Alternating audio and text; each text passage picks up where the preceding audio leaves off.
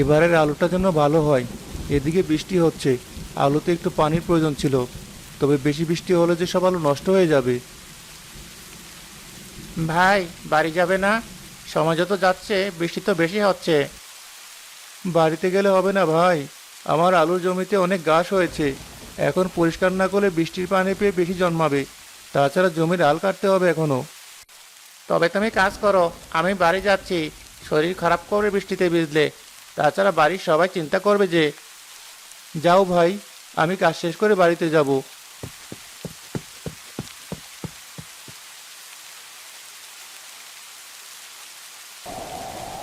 মা, যেমন বৃষ্টি হচ্ছে তেমন ঝড়। দেখো, সবাই মাঠ থেকে বাড়ি ফিরে আসছে। বাবা তো এখনো বাড়ি ফিরলো না। হয়তো মাঠে কাজ করছে। আমরা গরিব মানুষ মা, ওই এক টুকরো জমিতে যে ফসল ফলে তাই দিয়ে কোনো রকম সংসার চালাই।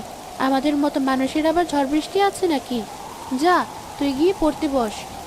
ঠিক আছে মা, তবে বাবা এলে বলো দুদিনের ভেতর স্কুলের বেতন দিতে হবে, নাহলে স্কুলে যেতে নিষেধ করেছে।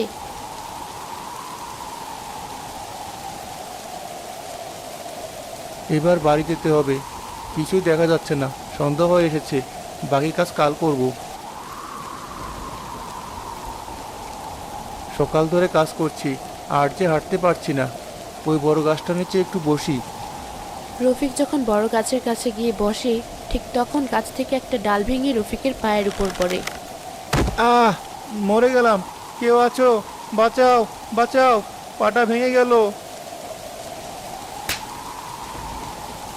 এই সন্ধ্যায় কে চিৎকার করছে মাঠে? দেখি তো।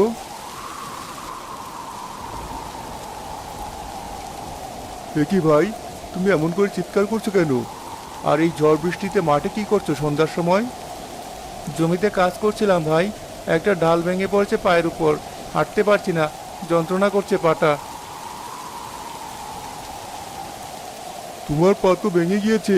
চলো, তোমাকে কবিরাজ মশাইয়ের কাছে নিয়ে যাই।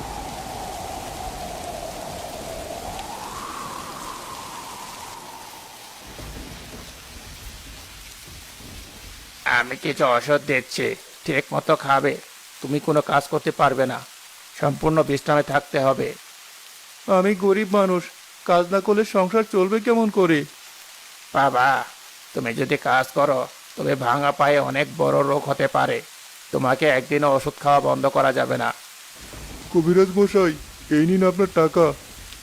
ভাই চলো, তোমাকে বাড়িতে পৌঁছে দেই।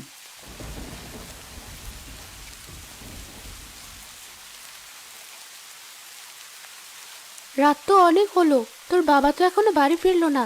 এদিকে ঝড় বৃষ্টিও কম হচ্ছে না। তোর বাবার কোনো বিপদ হলো না তো? আমি তো তোমাকে সে কখন থেকে বলছি বাবার কথা।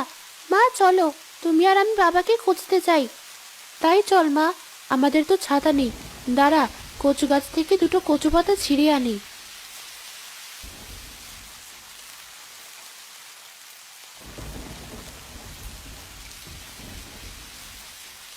এবার চলো মা, না জানি মাঠে বাবা কি করছে। এত রাত পর্যন্ত কেউ মাঠে থাকে নাকি? আজ বাড়িতে এলে বলবো আর যেন এত রাত পর্যন্ত মাঠে না থাকে।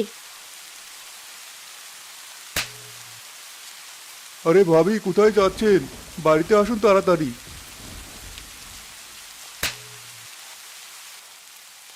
কিছু কি হয়েছে ভাই?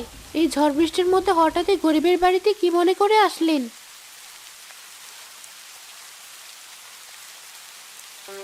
এ কি, ওনার কি হয়েছে? হাঁটতে পারছে না কেন?